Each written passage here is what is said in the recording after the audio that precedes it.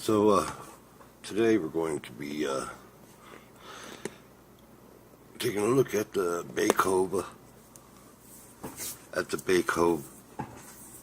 dash cam. Maybe we'd walk through some of the menus, try and explain a little bit about it.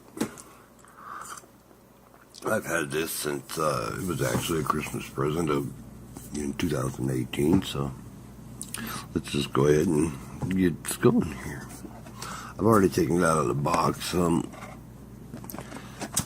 I think instead of unboxing, I decided just to jump into some of the menus because there seems to be a lot of questions out there about how to use it, what some of the menu items were. And I searched and searched, and I couldn't find anything about it. So after almost 5 months of use now, I have learned a few things, so maybe I can pass them on to you. While I zoom in here, I hope the reflection of light isn't too bad. Okay, well, let's start over here on the side. You have your USB port here. Pretty self-explanatory. I left my cord in my car along with the suction cup thing, so unfortunately I'm not going to be able to show you how to use that, but that was actually fairly self-explanatory, I thought. On the side here, where the USB port is, we also have a place for the micro USB card. Now, the one thing I did find is that this thing's hard to remove. As you can see, it's hard to get it to stay in. I also learned right here I have a 16 gig SD card. What I did learn about the SD card is it won't take. I tried a 64 gig. I don't have a 32, but it wouldn't accept the 64 because it was too big, I guess. But the 16 worked for. I believe I get 2 hours of continuous use. If the 32 works, that'd be better because then you got 4 hours of continuous use. And again, that's at a 1080, and this thing shoots at 24 frames a second. So to get in the menus here, you hit the power button here, and it'll come on.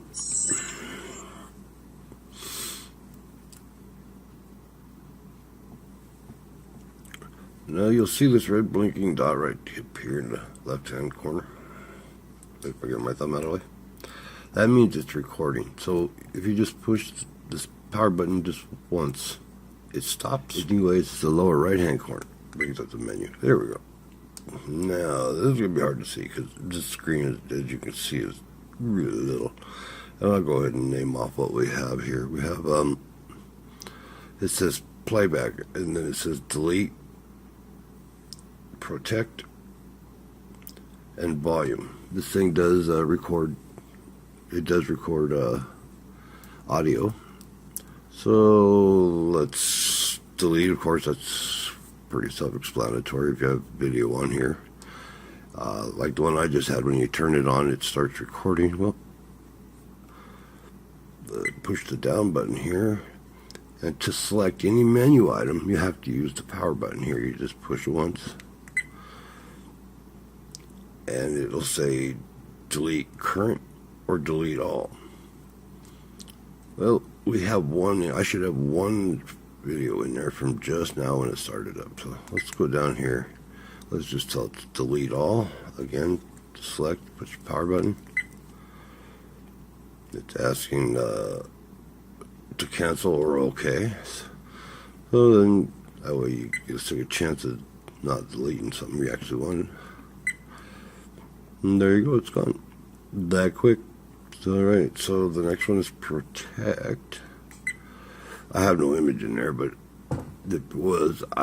I've never used that function, but I believe it marks it so you can't delete it. Or it probably gives you more precautions before you can delete it. And down here is the volume, so if you wanted to. Oh, there we go, it's a 0. Oh, this is the playback volume, yeah. So as you go up, it goes up to 8. Mine was on 0 because I never used this thing to play back on. I couldn't see it. I'm too blind if I did want to. And I'm sorry, this is a little pretty blurry on my camera. And I apologize for that, but this thing, as you can see, is not much bigger than my thumbnail. So, 1, 2, 3. Okay, this is the camera settings. And you can see it says video up here and down here. We'll go down 1. Select it. It's our resolution. Now, right now, I have it set for 1080 FHD. It's 1920 by 1080. You can also have 1080p at 1440 at 1080, or you have 720 at 2720p, which is still high definition. They consider it. Is it 1280 at 720, and then you have the WVGA, which is 848 by 480. And I don't think that. Oh yes, nope. That's where it is. That's where. Then you have VGA. I'm sorry. You also have VGA. Man, I can't read it. I'm sorry. It's 640 by 480, which wasn't that what I just said about this one here. I don't know what the WVGA is. I'm sorry, I just don't know what that is. And we'll go back into the menu. That was the resolution. So now we're going down to loop recording. Where did I set it? We have it set for off. 1 minute, 3 minutes, and it goes down to 5 minutes. Now I have mine off. It doesn't loop record. That would be if you wanted it every minute, it'll stop. It will rewrite what it wrote. That's just recording. Or you can set it for 3 or 5 minutes.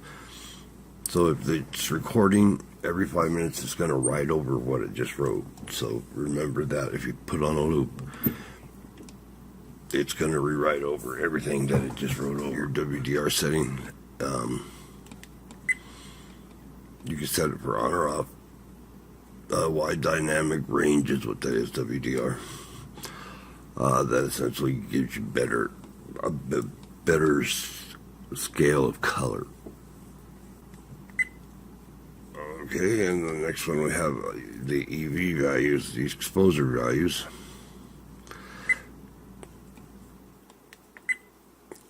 And you can go 0, 0. You can do a plus, a minus 1/3. That would darken the picture. That would darken the recording. So if you're having, if the recording is too light, like in summertime, bright sun, you can change that, and it will darken. And it goes down as far as actually to a -2. I guess it's 2.0 is what that says, but again, and it will go up to +2. Then that would be really bright. That would darken the picture a lot. So if it's really bright out, you would want to go down to the negatives. If it's really dark out, you would want to go up in the positives. That just lightens the picture. I just keep mine at a neutral 0, 0. I have a motion detector. Now I was reading on this, you can set the sensitivity. So if it's hanging in your window, in your windshield, and the vibration of somebody ran into your car, say at a parking lot, you could set the sensitivity of that, and I believe it records for 1 minute after it gets activated. I've not used that. I don't know how well that works. You can explore that. You turn the audio on and off, so it either records everything that's in. There's a small microphone actually. Let's see if I can find that for you. Dun, dun, dun, dun. There it is on the bottom. It's right there. That little dot right there. If you can see it, I don't know if I can hold this right. I apologize. This thing's just pretty small for my big sausage fingers there. Right there, that little hole right there. There's your microphone. I always have it on. You can set it on or off however you want. You can have the date stamp. It actually puts the time and date on your recording. I have mine on. I like the time and date on mine. You can set yours on and off. Generator here. High, medium, or low. Sensitivity for the last menu item that we had up there. The motion detector. I think that's probably just on and off, and this is where you set the sensitivity for. Here we have a button sound. It's the beeping you hear when I'm moving from menu items. I like to have that on so I know that I've actually selected something. This one is the license number.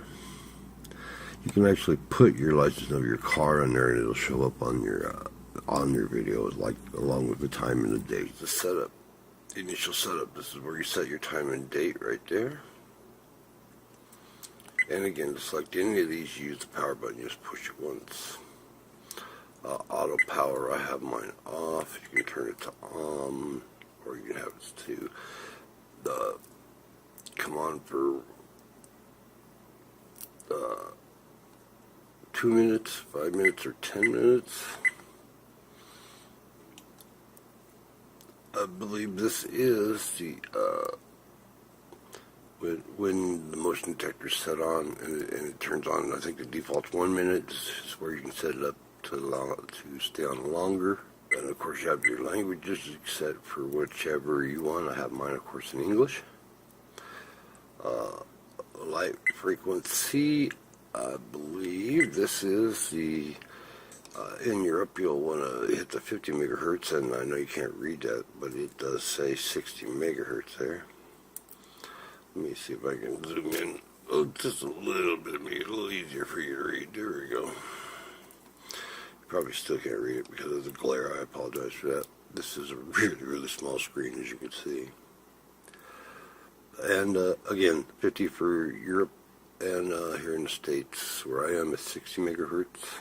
The screensaver, if you leave it on, or if you're playing it, it'll come up with a screensaver. I think that's a throwback to the old CRT days, so you don't burn the screen. I don't believe these screens will burn, but you can set it up there if you want. Rotate images. A lot of these are self-explanatory. But here's an important one. Format right there. It says format. I'm sorry about the glare. And the lack of camera focus. But it does say format. And that is where you're going to format your SD card.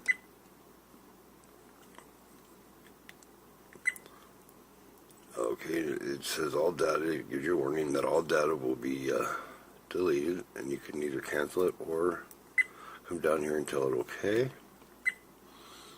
That says please wait, and it now formatted the micro SD card right there. So now it's clean and it's empty, and I got a full 2 hours of course, in 1080p recording. And the default settings, if you want to, I'm not going to push it because that'll set everything back to default when you bought the camera. I have mine set, and I don't want to mess up my settings. So I don't know. I have H1000-S1H62V, and I'm going to say, my eyes are old and tired.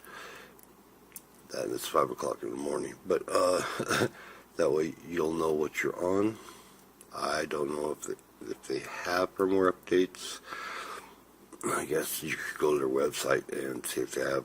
There's no push for it, so it won't automatically tell you, so you'll have to search for it if you want to see if you have updates. And this is the display. I wish I could read what those little icons say. I think this one says WDR. I have no idea what that is. That's the camera setting. This does take still pictures, by the way. It says right there, if I go to,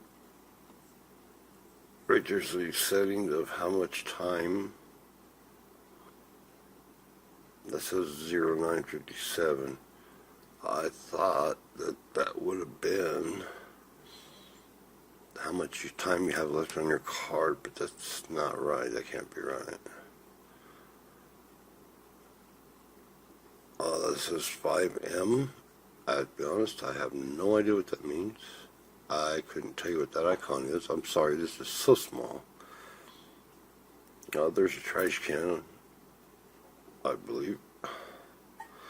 I might be wrong. I might be white balance.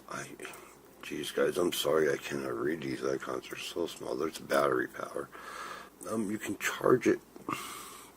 You can charge it through the USB port with the cord that comes with it. I believe I have that right here. Yep. You just plug it in this, and you can plug this end into your computer or into your basic charger, and it'll charge the battery up. That wraps it up, except for one really important thing. When you want to transfer your pictures from your micro SD card, there's two ways to do it. You can either use the USB, plug this into your computer and download it that way. Or what I found is just to take the SD card out. And I have one of these micro USB card adapters that you just slide take it out, put it in here.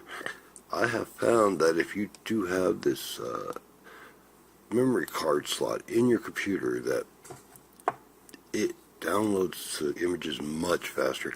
I believe, and it might differ from computer to computer, but if you use the micro USB, or if you use the USB cord, mine downloads the pictures at 7 megabits a second.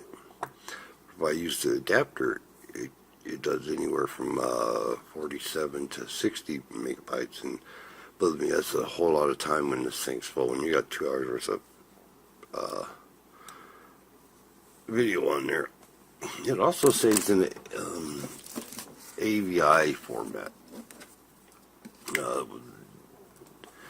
There's like MP3, there's MOV that's the Apple movie format. Microsoft is the MP3, usually for Windows. But AVI also, I don't know about Apple whether it reads AVI file, but these are in AVI files, and Windows can play those without a problem. Again, this is where you slide the mount into the camera. It just goes in a little rectangle and slides in and locks. It holds really well. The quality of picture, I will add to the end of this video a sample of the quality of the video. Again, it's 1080p at 24 frames a second. It's not the best quality, but you know, an inexpensive dash cam. It does a pretty good job. You know, it's there if you need to take it to court to show an accident, or you could even swivel this if you get pulled over by a policeman, and you can record the interactions between you and the policeman, because it records audio, so you have that. And it's fairly steady when you're driving. I thought all the big bumps and stuff, this thing would rattle around a lot, but you know, it's actually really sturdy, really stable. I don't know if it has any video stabilization in the camera. I'm doubting it does, but either way, it does do a pretty good job. Again, I've been using this since Christmas. It's April. It's the end of April, pretty close to the end of April. 20 something. Oh my goodness, I'm getting old and forgetful. I don't know what the date is. Anyway, you'll be able to see on the file on YouTube here. You'll see when I uploaded it. I'm going to upload it as soon as I edit it today. So I hope that's helpful for everybody. Again, I will give a sample video. I'll try to get it. The display on this thing is pretty useless, but you can, in a pinch, watch back your videos on it. I hope that this has helped anybody out there that's having problems using it. And thank you for stopping by and watching. I wanted to show you when you plug in your USB cable into this. I wanted to show you. It does give you a menu. I'm sorry. Let me see if I turn my camera so you can see what I'm doing.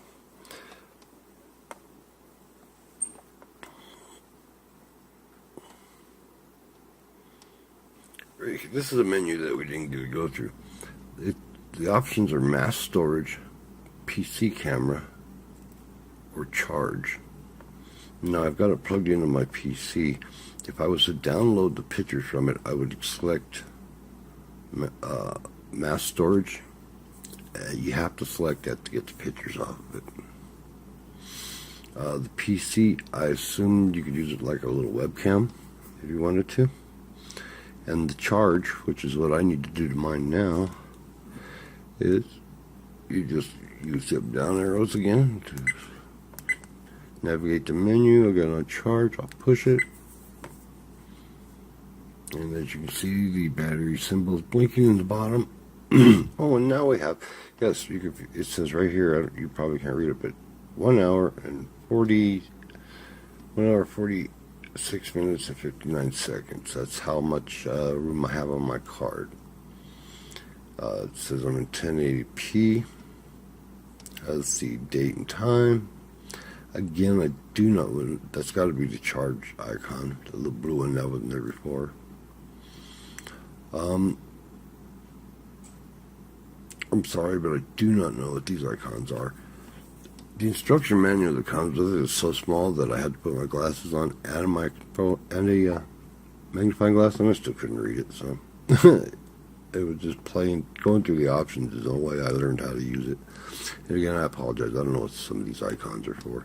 If you can see the manual, by all means, check it out. But I hope you enjoyed this video again, and I hope that helped you. I hope that helped you with your Byakov. I'll probably just murder the name of this dash cam.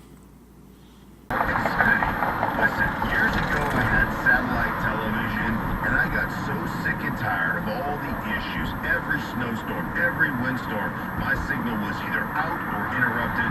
It's not that way since I made the switch to Xfinity, but I found all kinds of other benefits as well. I just love the Xfinity X1 voice command remote. I just say the word, and it switches the channel. And as a grandfather, I love using Netflix to watch movies with my granddaughters. It's unbelievable, guys. And with the #1 internet, according to speedtest.net, it makes streaming and downloading movies a cinch. All you've ever wanted, all you've ever needed in one place. That's how Xfinity makes your life simple